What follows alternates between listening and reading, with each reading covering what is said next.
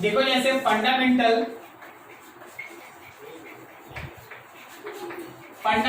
Physical quantities कितना है, तो 7 फंडामेंटल फिजिकल क्वांटिटी है। मास है, लेंथ है, टाइम है, टेम्परेचर है, करंट है, अमाउंट ऑफ सब्सटेंस है और ल्यूमिनस इंटेंसिटी है। ये 7 फंडामेंटल फिजिकल क्वांटिटी है। समझते जाइएगा सब कोई ध्यान से। वैसे तो जो लोग पीछे पड़े हैं उन सबके लिए एकदम चीज आसान हो गया है, लेकिन जो लोग आज फर्स्ट क्लास में बैठे हैं उनके लिए इन 7 फंडामेंटल फिजिकल क्वांटिटी का अगर आप यूनिट देखिएगा तो मास का ऐसा यूनिट केजी होता है, लेंथ के लिए मीटर होता है, टाइम के लिए सेकंड है, टेम्परेचर के लिए केल्विन है, करंट के लिए एम्पियर, अमाउंट ऑफ सब्सटेंस का मोल और ल्यूमिनस इंटेंसिटी का कैंडेला। ये 7 फंडामेंटल एसआई यूनिट्स है जो आप लोग सबको ही जानते हैं। लेकिन एक नया चीज आज से याद रखना है, वो है डायमेंशन। मास को डायमेंशन में दिखाने के लिए कैपिटल एम यूज होगा, लेंथ का डायमेंशन एल होगा, टाइम के लिए टी होगा, टेम्परेचर के लिए के होगा, करंट के लिए एम्पियर का ए होगा, अमाउंट ऑफ सब्सटेंस के लिए मोल होगा और ल्यूमिनस इंटेंसिटी का कैंडेला होगा। तो देखो ये 7 फंडामेंटल फिजिकल क्वांटिटीज है और वॉल्यूम के लिए नीचे मीटर क्यूब हो गया, तो ये इसका यूनिट है। और डायमेंशन में मास के लिए एम लिख लो और वॉल्यूम के लिए एल क्यूब कर दो, ठीक है। और देखो मान लो जैसे हम लोग वेलोसिटी लिखे तो वेलोसिटी होगा displacement by time, displacement metre और टाइम सेकेंड, तो मीटर पर सेकेंड उसका यूनिट हो गया। तो भाई डायमेंशन क्या हुआ, डायमेंशन देखो डिस्प्लेसमेंट मतलब एक लेंथ एल और टाइम टी, तो उसका डायमेंशन हो गया एल टी माइनस 1, ठीक है। थोड़ा सा और देखो, अगर हम लोग एक्सेलरेशन लिखते हैं, अगर हम लोग एक्सेलरेशन लिखते हैं तो एक्सेलरेशन में फॉर्मूला होता है velocity by time, velocity by time.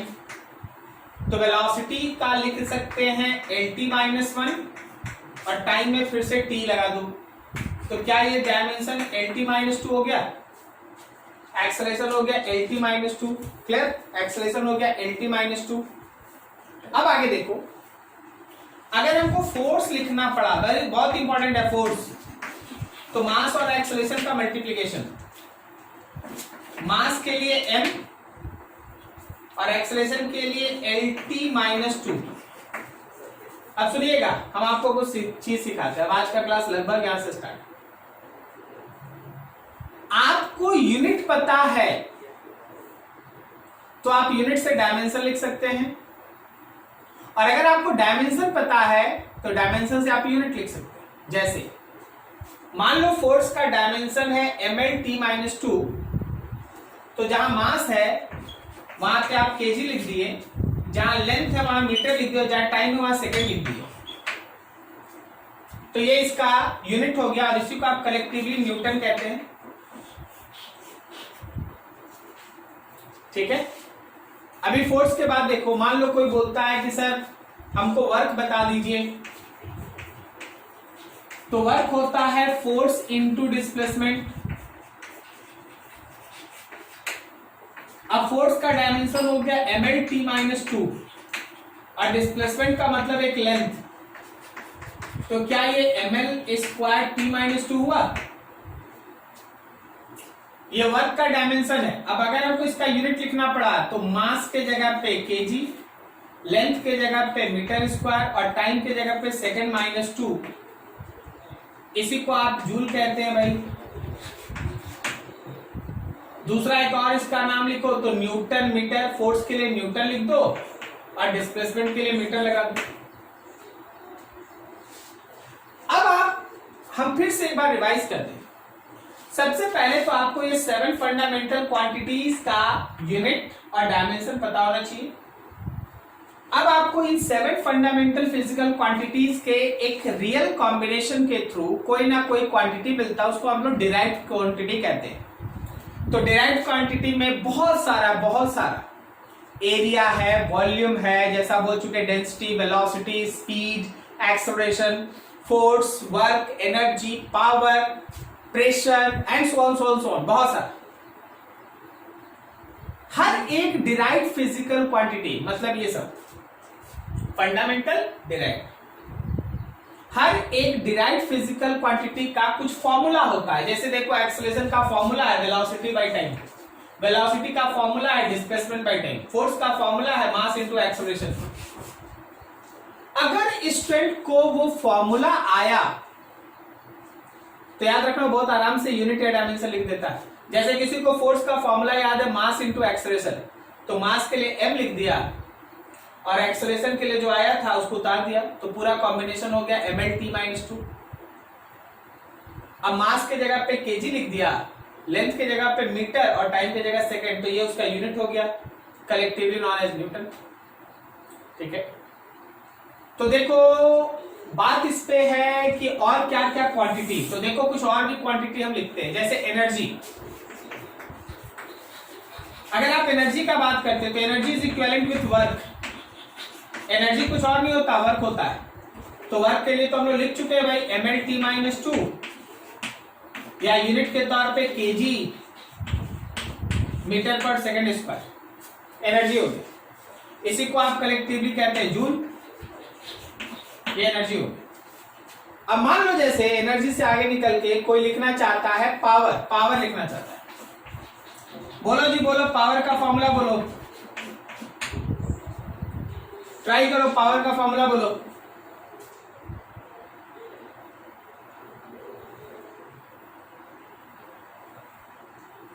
Power का फॉर्मूला बोलो।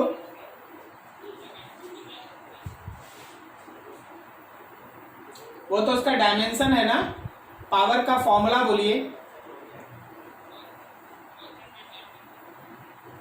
फोर्स इंटू वेलोसिटी लिख सकते हैं आप, इसको फोर्स इंटू वेलोसिटी लिख सकते हैं आप, इसको चाहेंगे तो एनर्जी बाय टाइम भी लिख सकते हैं, कहीं से भी बना दीजिए। अब मान लो एनर्जी बाय टाइम को यूज करते हैं, तो एनर्जी का डायमेंशन है mlt-2 और नीचे t, तो क्या ये डायमेंशनल फॉर्मूला mlt-3 हुआ, और mlt का kg मीटर सेकेंड -3, और इसको आप वाट लिख सकते हैं, kg मीटर सेकेंड -3, और पावर का यूनिट हो गया वाट। अगला देखिए, अगला पावर। नेक्स्ट लिखते हैं प्रेशर। प्रेशर का फॉर्मूला होता है force per unit area. Force का डायमेंशनल फॉर्मूला बोले तो फोर्स याद कर लो, बार बार याद कर लो मेरे साथ। फोर्स हो गया mlt-2 और एरिया का मतलब लेंथ का स्क्वायर, mlt-2/l²। क्या ये m l-1 t-2 बचा? बोलो बोलो,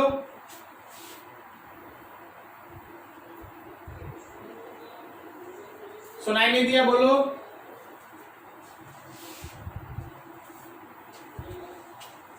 आपको आवाज आ रही है मेरी? क्या आपको आवाज आ रही है मेरी?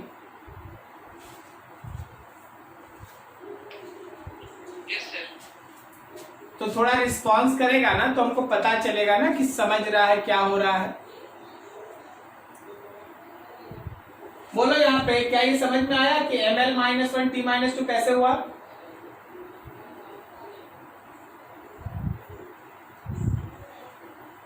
नहीं समझे?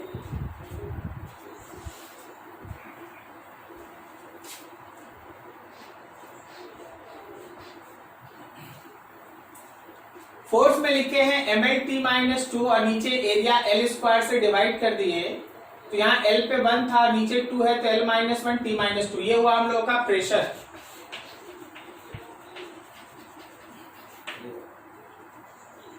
और प्रेशर मास के जगह पे लिख दिए केजी, लेंथ के जगह पे लिख दिया मीटर -1 और टाइम के जगह पे लिख दिया सेकंड -2। प्रेशर इसी को आप लिख सकते हैं, बिकॉज ये फोर्स बाय एरिया है तो एक और फॉर्मूला आप लिख सकते हैं न्यूटन पर मीटर स्क्वायर, इसको आप कहते हैं पास्कल। ये रहा प्रेशर, ठीक है। तो आपको एक एक क्वांटिटी इस तरह से शॉर्टलिस्ट करते जाना है। सपोज जैसे तुम्हारे पास एक नया फॉर्मूला लिखते हैं, that is called impulse. Impulse का फॉर्मूला होता है force into time, force into time होता है फॉर्मूला। तो आप फोर्स का डायमेंशनल फॉर्मूला लिखते हैं mlt-2 और फिर से एक टाइम। तो क्या ये mlt-1 हुआ? और अगर हम लोग इसका यूनिट लिखेंगे तो मास के जगह पे केजी, लेंथ के जगह पे मीटर और टाइम के जगह पे सेकंड -1। ये इम्पल्स है। तो आप लोग क्या करें, सबसे पहले इतना आप लोग नोट करें, जिनका प्रीवियस क्लास था 1-2 क्वांटिटी नया है उसको नोट कर लो, जिनका नया क्लास है आप लोग सारा का सारा नोट करें, फिर आप यहां से आगे बढ़ेंगे। कहीं किसी को कोई डाउट है पूछ लो कि सर ये वाला कैसे हुआ, हमको बता दीजिए। नोट करो फटाफट, कोई डाउट? हाँ बोलो जी। इम्पल्स एक ऐसा फिजिकल क्वांटिटी है, जैसे देखिए आप समझिएगा, मान लीजिए हम इस बोर्ड को ऐसे पुश कर रहे हैं तो हम लगातार फोर्स लगा के रखें, ये फोर्स है। लेकिन जब हम बोर्ड को ऐसे हिट करते हैं, ऐसे हिट करते हैं, समझ गया? जब आप किसी नेल को ऐसे मान लीजिए हिट करते तो यहाँ पे एक फोर्स बहुत छोटे टाइम के लिए काम करता है। जब आप फोर्स को उस स्मॉल टाइम से मल्टीप्लाई करते हैं दैट इज कॉल्ड इम्पल्स। जब आपका फोर्स एक स्मॉल टाइम के लिए कहीं काम करता है तो force into that time, that quantity is called impulse. Clear है?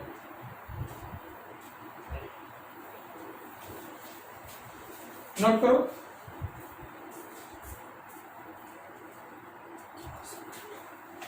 देखिए एरिया अगर लिखिएगा तो एरिया का यूनिट मीटर स्क्वायर है और डायमेंशन एल स्क्वायर है।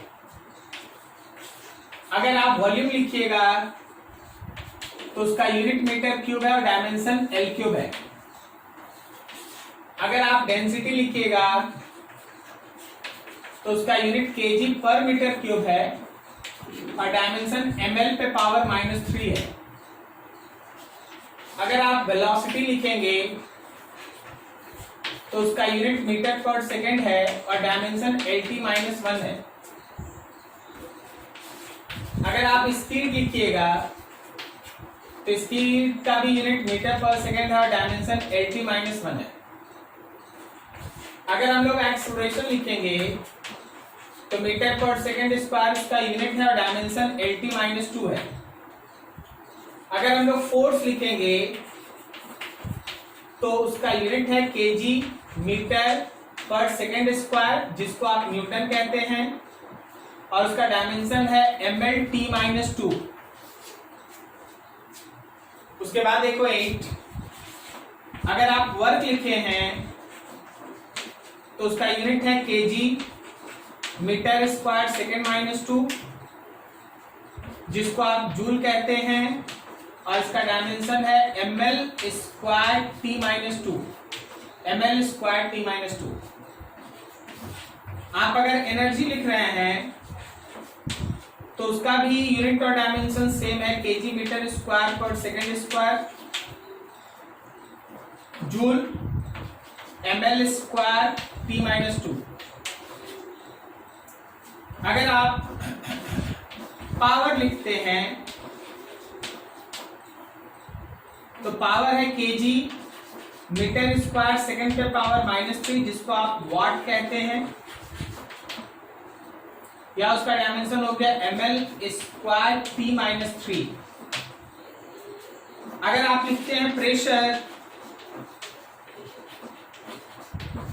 तो प्रेशर का यूनिट है केजी मीटर इनवर्स सेकेंड -2, जिसका दूसरा नाम है पास्कल, और उसका डायमेंशन है ml-1 T-2।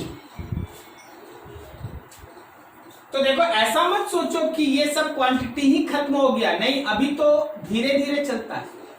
आप जरा गौर कीजिए, एक बार आप फोर्स पढ़ें, इसका डायमेंशन आप रट लो ml(T-2), तो फोर्स यूज करके वर्क आया, फोर्स यूज करके एनर्जी आया, फोर्स यूज करके पावर आया, फोर्स यूज करके प्रेशर आया, फोर्स यूज करके इंपल्स आया। तो आपको क्वांटिटीज याद रखना, हम धीरे धीरे लिस्टिंग करते चलेंगे और इसी पे हम नया नया चीज निकालते जाएंगे। ठीक है, चलो इसको रफ करते हैं, थोड़ा आगे बढ़ते हैं। देखो प्रेशर के बाद हम लोग एक दो और लिस्टिंग कर लेते हैं। हाँ, प्रेशर के बाद हम लोग क्या देखे थे इधर, इंपल्स भी तो हम लोग देखे थे ना।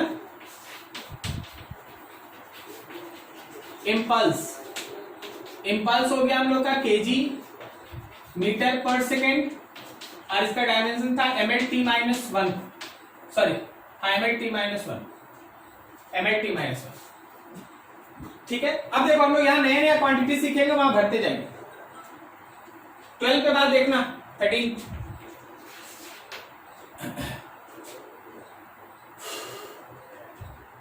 सपोज हम लोगों के पास है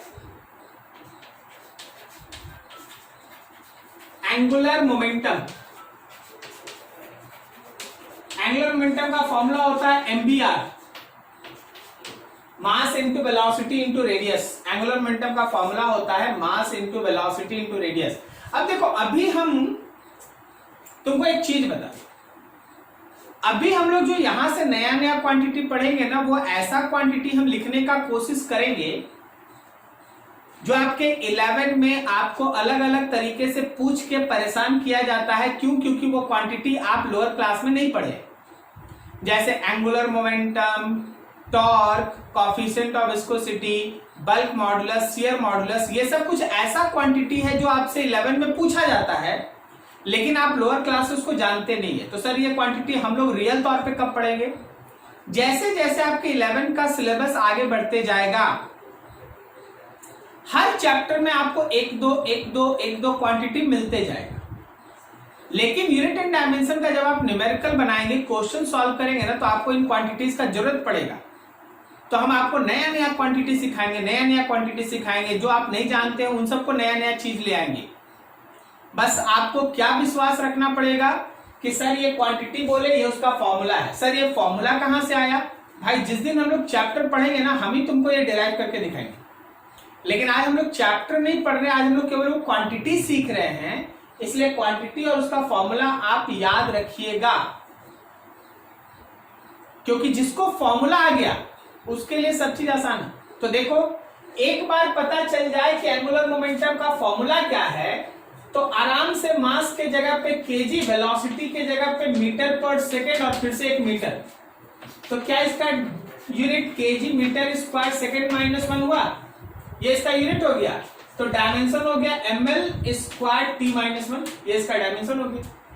तो आज के बाद अगर तुमसे कोई पूछ दे यहां पर कि भाई एंगुलर मोमेंटम बताइए, तो एंगुलर मोमेंटम इसका यूनिट हो गया केजी मीटर स्क्वायर सेकेंड -1 और इसका डायमेंशन हो गया ml square T-1, angular momentum. 13 के बाद 14 देखो, नया क्वांटिटी देखो, नया क्वांटिटी। टॉर्क का फॉर्मूला होता है फोर्स इंटू परपेंडिकुलर डिस्टेंस। बोलेगा सर ये फॉर्मूला जब आप रोटेशनल मैकेनिक्स पढ़िएगा तो आपको हम प्रूफ करके दिखा देंगे कि टॉर्क कैसे फोर्स इंटू परपेंडिकुलर डिस्टेंस होता है। लेकिन अभी तो बस आप ये चलिए कि हाँ फॉर्मूला ये है, अब आगे काम। तो जरा गौर करना, क्या हम फोर्स का यूनिट लिख सकते हैं KG metre per second square, और परपेंडिकुलर डिस्टेंस भी तो एक डिस्टेंस है, तो metre, KG metre square second -2, ये हो गया इसका यूनिट। तो डायमेंशन हो गया ml स्क्वायर T-2। तो आज के बाद हम लोग इसको भी लिस्टिंग में रखेंगे कि अगर कहीं टॉर्क आपसे बोला गया तो टॉर्क का यूनिट होता है केजी मीटर स्क्वायर सेकेंड -2 और उसका डायमेंशन होता है ml स्क्वायर T-2। ठीक है, देखो जब तुम बुक देखेगा ना, तुमको इसी तरह का चार्ट मिलेगा। लेकिन चार्ट के पीछे का काम ये होता है, आपको अगले दिन से क्या करना है, आपको अगले दिन से ये सब याद करके बैठना है, तब फिर उसके बेसिस पे आगे आगे आगे पढ़ाई होता है।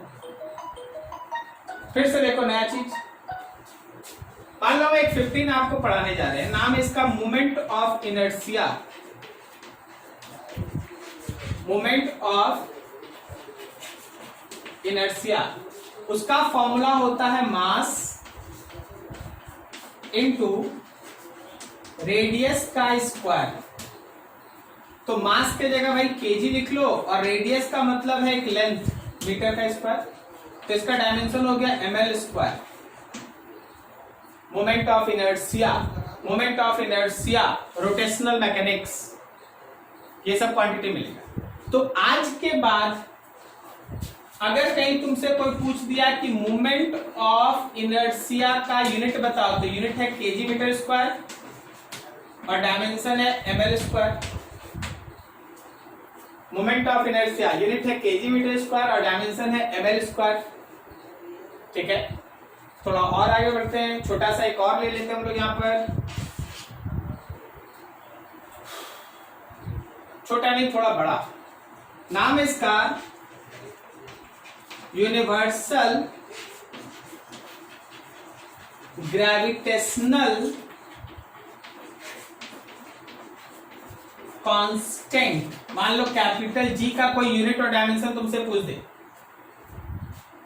चलो जी आपको कुछ बताना है, थोड़ा मेरा मदद कीजिएगा, थोड़ा बेसिक जो अभी तक आप 8, 9, 10 में पढ़ के आए उनको यूज करना है। क्या तुमको न्यूटन्स लॉज ऑफ ग्रेविटेशन आता है?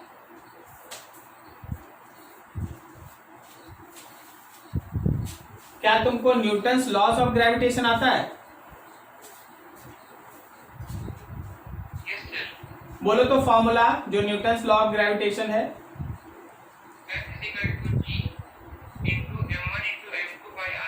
Very good. अगर आपको इतना आता है आप कुछ भी बना लेंगे। देखिए स्टूडेंट बताया कि सर एफ का इक्वेशन है जी m1 m2 by are square.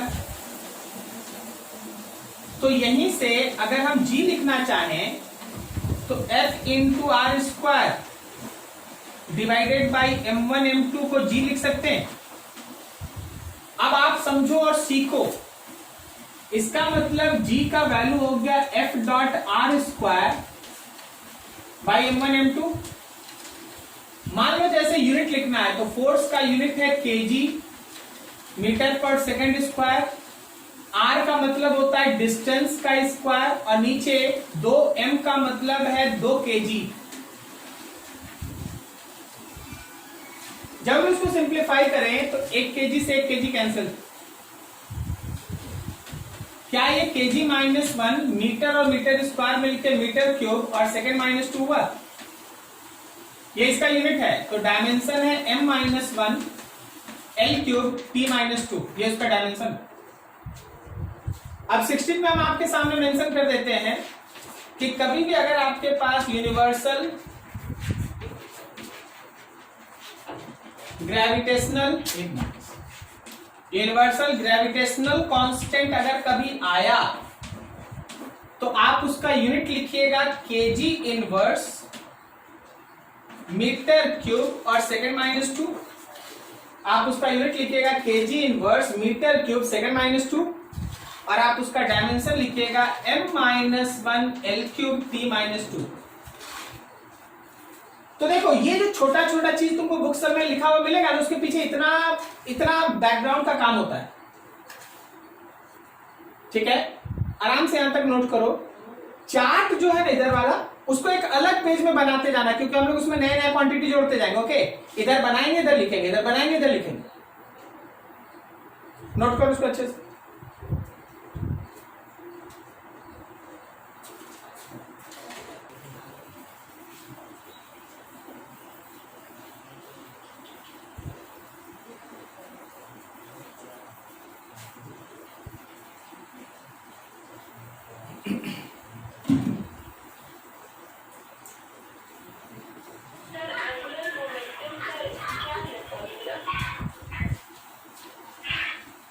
मास है, वेलोसिटी है, रेडियस है।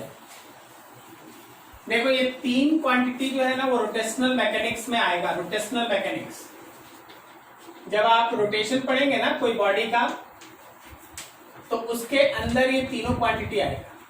रोटेशनल मैकेनिक्स, ये तीनों क्वांटिटी। बॉडी घूमता है, जब आप किसी पर्टिकुलर बॉडी को किसी रोटेशनल एक्सिस के चारों तरफ घुमाते हैं तो मास होता है, परपेंडिकुलर डिस्टेंस होता है। ठीक है, मान लो जैसे ये एक्सिस और यहाँ के अबाउट में चारों तरफ बॉडी घूम रहा है, तो जो डिस्टेंस है वो रेडियस हो गया, फिर मास है। तो हर किसी में देखो मास, रेडियस, वेलोसिटी, ये सब इक्वल है।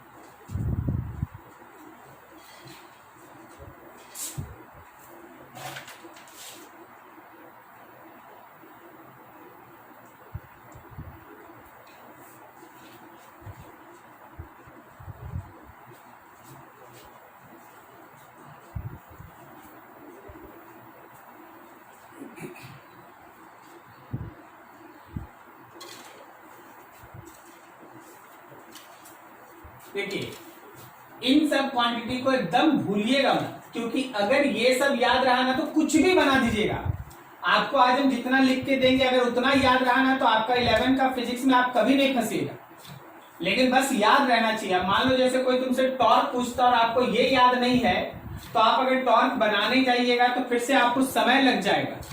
इसलिए आपको ये सब चीज याद होना चाहिए और तब इसके बेसिस पे एप्लीकेशन स्टार्ट हो। आज तो हम लोग बहुत सारे डायमेंशन लिखेंगे, एप्लीकेशन तो हम लोग अगले दिन करेंगे।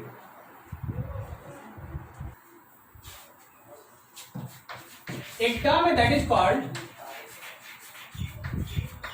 Coefficient of viscosity. रिप्रेजेंट करते हैं ईटा से। ये एन की तरह लिखा रहता है, सिंबल है, प्रोनाउंसिएशन है ईटा। एन की तरफ रहेगा, ऐसा रहेगा ईटा। अब ये विस्कोसिटी क्या होता है? आप कभी घर में एक टब लीजिए, उसमें पानी भर लीजिए, उसमें हाथ को आप आगे पीछे कीजिएगा। जब आप हाथ को मूवमेंट दीजिएगा तो आप फील कीजिएगा कि आप जिधर भी इसको मूवमेंट देते हैं एक फोर्स उसके अपोजिट डायरेक्शन में लगता है। क्या फील करता है कभी?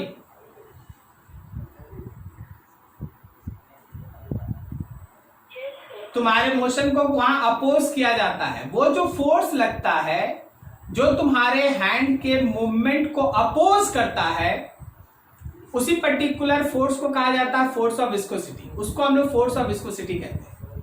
फोर्स ऑफ विस्कोसिटी के लिए आपका एक फॉर्मूला है, that force of viscosity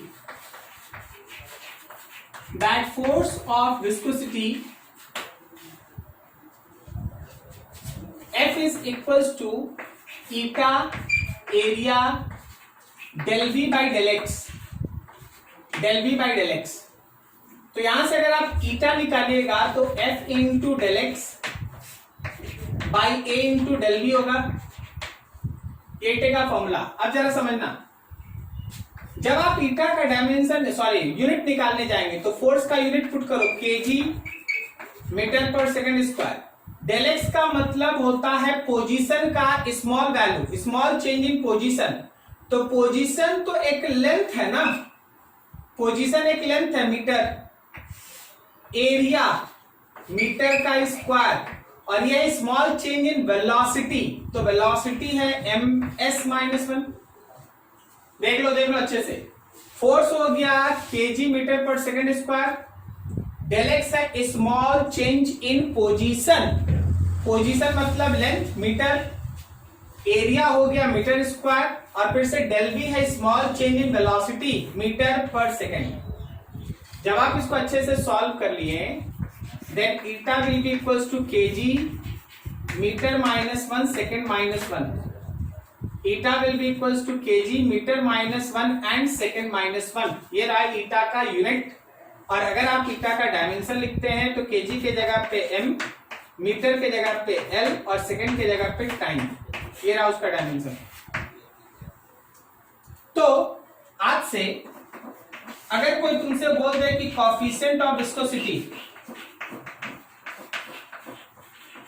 coefficient of viscosity, तो याद रखना उसका यूनिट होता है केजी मीटर -1 सेकेंड -1 और उसका डायमेंशन होता है ml -1 t -1। ये भी बहुत ज्यादा पूछा जाने वाला चीज है, coefficient of viscosity KG metre -1 second -1 या ml -1 t -1। क्वांटिटी कलेक्ट होते जा रहा है, देखो बढ़ते जा रहा, तो आपको ऐसे समझना है। एक अगला क्वांटिटी लिखते हैं 17 के बाद 18,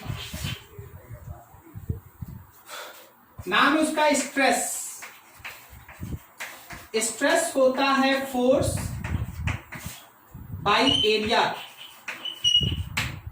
फोर्स बाय एरिया। तो फोर्स हो गया हम लोग का KG metre per second square और नीचे एरिया हो गया मीटर स्क्वायर।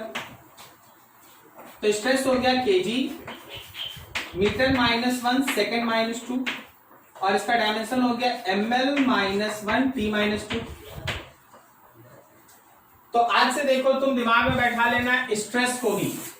17 के बाद 18 स्ट्रेस, तो स्ट्रेस का यूनिट हो गया है केजी मीटर -1 सेकेंड -2 और उसका डायमेंशन हो गया ml -1 t -2।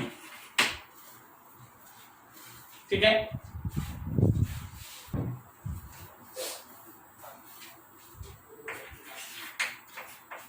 Force,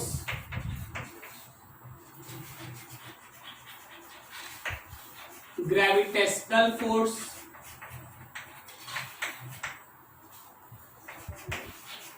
electrical force,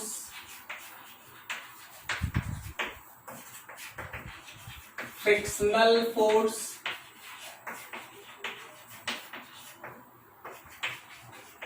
magnetic force,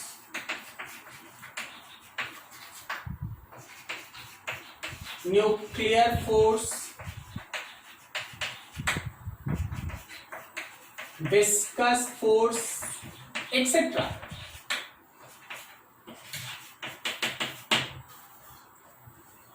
dimension में नाम से कोई फर्क नहीं पड़ता, अगर वो क्वांटिटी फोर्स है, चाहे इलेक्ट्रोस्टैटिकल फोर्स हो या फ्रिक्शनल फोर्स हो या ग्रेविटेशन का फोर्स हो या मैग्नेटिज्म का फोर्स हो या न्यूक्लियस के अंदर का फोर्स हो या एयर रेजिस्टेंस हो या फिर विस्कोसिक फोर्स हो या फोर्स ऑफ बॉयंसी हो, कोई भी हो, अगर वो फोर्स है तो उसका एक ही डायमेंशन होता है।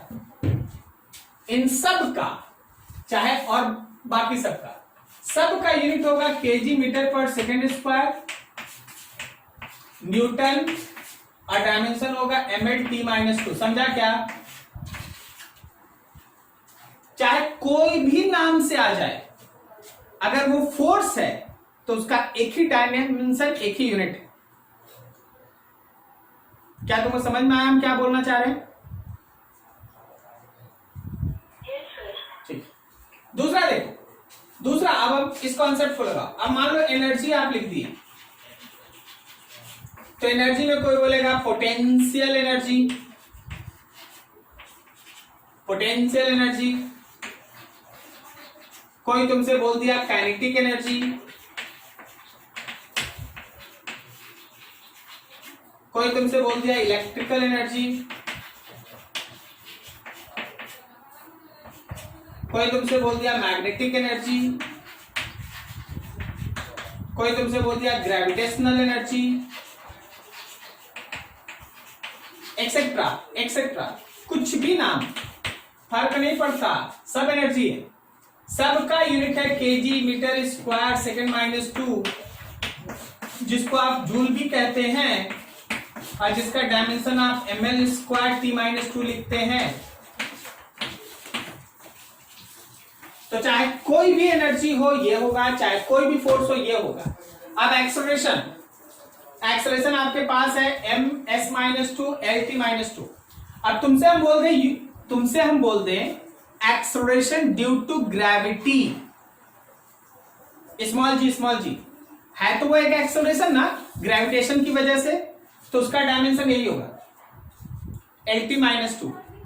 अब देखो तुम्हारे पास है वेलोसिटी, समझते जाना, तुम्हारे पास है वेलोसिटी ये। अब हम तुमसे बोल दे इनिशियल वेलोसिटी, हम तुमसे बोल दे फाइनल वेलोसिटी, हम तुमसे बोल दे चेंज इन वेलोसिटी, हम तुमसे बोल दे टर्मिनल वेलोसिटी, हम तुमसे बोल दे क्रिटिकल वेलोसिटी, कोई भी नाम बोल दे, अगर वो वेलोसिटी है तो डायमेंशन है LT-1। समझ में आया? थोड़ा नोट करो इसको और आगे बढ़ते हैं।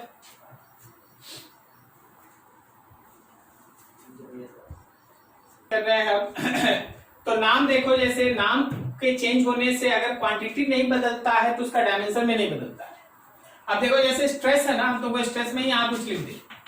अब स्ट्रेस में कोई तुमसे बोलेगा नॉर्मल स्ट्रेस, सेम डायमेंशन। कोई तुमसे बोलेगा लॉन्गिट्यूडनल स्ट्रेस, लॉन्गिट्यूडनल स्ट्रेस। कोई तुमसे बोलेगा शियरिंग स्ट्रेस। अरे भाई स्ट्रेस है ना तो सेम डायमेंशन, स्ट्रेस है तो सेम डायमेंशन। कोई तुमसे बोलेगा लैटरल स्ट्रेस, फर्क नहीं पड़ता, सब एक है। कोई तुमसे ये भी बोल सकता है टेंजेंशियल स्ट्रेस, ये सब एक। स्ट्रेस है तो stress. Work, work done by gravitation, work done by friction, work done by viscous force, work done by buoyancy. अरे वर्क है ना, कोई भी करे डायमेंशन वही होगा जो वर्क का है। ठीक है, बस इस चीज को ध्यान रखना, बहुत सारा नाम बदल के दिया जाता है तो कंफ्यूज नहीं होना है।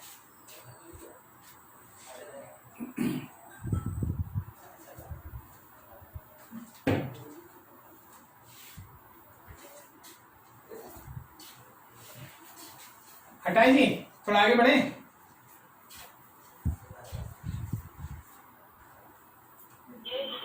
देखो पूरा बोर्ड रफ करेंगे अब। हाँ, ये वाला क्वांटिटी आप लोग नोट कर लिए है ना, उधर वाला सारा। एक और नया क्वांटिटी आज अभी आपको बताते हैं, that is called Planck's constant. इसके बारे में थोड़ा सीखिए, स्मॉल h। पहले तो आपको इसको सीखना होगा क्योंकि ये बिल्कुल नया होगा आपके लिए। मान लीजिए जैसे मेरे पास एक बल्ब है, इस बल्ब को आप जला दिए। जब ये बल्ब जला तो लाइट बाहर निकला, जब ये बल्ब जला तो लाइट बाहर निकला।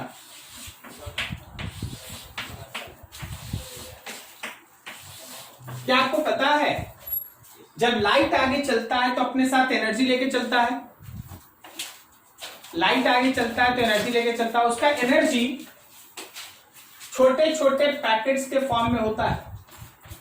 लाइट का एनर्जी ऐसे छोटे छोटे पैकेट्स के फॉर्म में होता है। हर जगह हर जगह हर जगह छोटे छोटे पैकेट्स के फॉर्म में एनर्जी चलता है।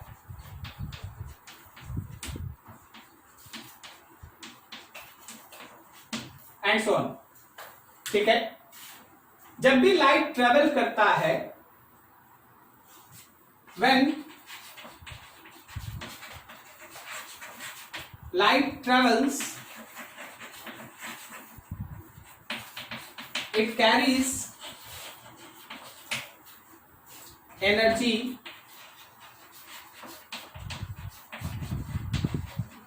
in form of small packets of energy, in form of small packets of energy, and these packets are called photons। उसको हम लोग photons कहते हैं, photons भी कहते हैं, या दूसरा नाम है क्वांटा। हाँ, तो अब अगर कोई तुमसे बोले photons किसको कहते हैं, तो तुम बोल सकता है कि जब लाइट चलता है तो अपना एनर्जी छोटे छोटे पैकेट्स के फॉर्म में लेके चलता है। उसी स्मॉल पैकेट को, उसी एनर्जी के पैकेट को हम फोटॉन्स कहते हैं। हर एक फोटॉन का जो एनर्जी होता है, एनर्जी ऑफ फोटॉन्स, हमेशा ध्यान रखना वो एनर्जी जो है वो प्रोपोर्शनल होता है फ्रीक्वेंसी ऑफ लाइट, लाइट के फ्रीक्वेंसी पे। तो एनर्जी प्रोपोर्शनल फ्रीक्वेंसी, जैसे ये प्रोपोर्शनैलिटी हटता है, यहां पे कांस्टेंट आता है और उसी कांस्टेंट को हम लोग कहते हैं Planck's constant, where small h is called Planck's constant, उसको हम प्लैंक्स कांस्टेंट कहते हैं। तो अभी हम लोग डायमेंशन उसी प्लैंक कांस्टेंट का निकालने जा रहे हैं। तो क्या हम स्मॉल h को एनर्जी बाय फ्रीक्वेंसी लिख सकते हैं? अच्छा, हमको बताना कोई, शायद आपको आता हो, फ्रीक्वेंसी और टाइम में क्या रिलेशन होता है?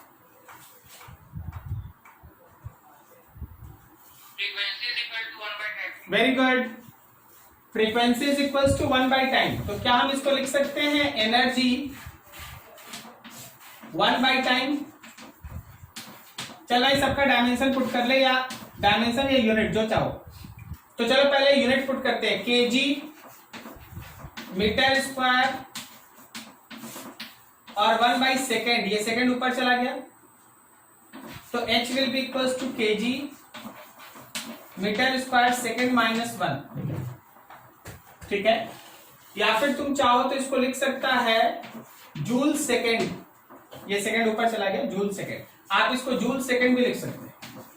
अब डायमेंशन देखिएगा, केजी के जगह पे m, मीटर के जगह पे l और सेकेंड के जगह पे t, ml square t -1, ml square t -1, ठीक है। तो ये रहा प्लैंक्स कांस्टेंट। अगर कोई तुमसे आज के बाद प्लैंक्स कांस्टेंट बोल दे तो उसका यूनिट ये रहा और उसका डायमेंशन यहाँ है। तो यूनिट एंड डायमेंशन आपके पास, ठीक है। चीजें इस तरह से चलती हैं और आपको है ना चीज को इस तरह से एनालाइज करना पड़ता है। कुछ फंडामेंटल्स है, छोटा छोटा क्वांटिटी याद हो, बड़ा बड़ा क्वांटिटी खुद बनेगा और बहुत सारा बनेगा, एक दो नहीं बहुत सारा बनेगा, ठीक है। अभी तो हम लोग कहीं बीच में है, कहीं कुछ चल रहा है, धीरे धीरे चल रहा है, हम लोग उस हिसाब से चल रहे हैं। एक दो छोटा छोटा क्वांटिटी और हम बता दें, क्लास खत्म करें। अगर कभी तुमसे कोई चार्ज पूछ लिए तो चार्ज होता है करंट इनटू टाइम। चार्ज हो गया Q, करंट हो गया I और टाइम हो गया T। अब तुम ही सोचो, I के लिए एम्पियर और यहां सेकंड लिख सकते हैं, और अगर डायमेंशन लिखना होगा तो एम्पियर इनटू टाइम लिख सकते हैं। I का एम्पियर और T का T, ये डायमेंशन हो गया, ये यूनिट होगी, ये चार्ज है, ठीक है। तो आज के क्लास में हम लोग यहीं तक जाएंगे। सुन लीजिएगा, जिनका भी फर्स्ट क्लास था, जिनका भी सेकंड क्लास था, आपके लिए बस मोरल ऑफ द स्टोरी ये है, जो आपको थीम सिखाया गया कि भाई एक क्वांटिटी है, उसका फॉर्मूला देख ध्यान से। फॉर्मूला में कुछ ऐसा होगा जो आप पहले पढ़े होंगे, जस्ट उसको पुट कीजिए, आपको इस क्वांटिटी का नया चीज मिल जाएगा। फिर इसको याद रखिए, क्योंकि अगले क्वांटिटी में इसका काम आएगा, फिर अगले क्वांटिटी में उसका काम आएगा, अगले क्वांटिटी में उसका काम आएगा। तो जो भी आप 18, 20, 25 डायमेंशन आज सीखे हैं, अगले दिन जब बैठिए सब पे अच्छे से काम करके, समय देके बैठिए और सबको याद करके बैठिए। जब आप प्रीवियस क्लास याद करके बैठते हैं, आज वाला क्लास आपको अगले दिन आया तो अगला दिन जरूर तुमको समझ में आएगा। अब हम अगले दिन क्या करेंगे? अगले दिन हम प्लैंक कांस्टेंट लिखेंगे और सीधा ये डायमेंशन पुट कर देंगे। अब जो बच्चा लोग नहीं याद करके आया है, या तो वो सोच लेगा कि हाँ सब लिख दिए, नहीं तो जो लोग याद करके आए उसको पता है कि कहां से लिख रहे हैं। तो जब आप अगले क्लास बैठेंगे, प्लीज सारा का सारा अच्छे से रिवाइज करके आना है, ओके। कोई भी मिस नहीं करना, एकदम बढ़िया से आना, याद करके बैठना, मजा आएगा। जब याद रहेगा तो तुमको भी मजा आएगा, तुम हमसे पहले बताएगा, ठीक है जी। नोट कर लो इसको अच्छे से, नेक्स्ट से आगे बढ़ते, ओके।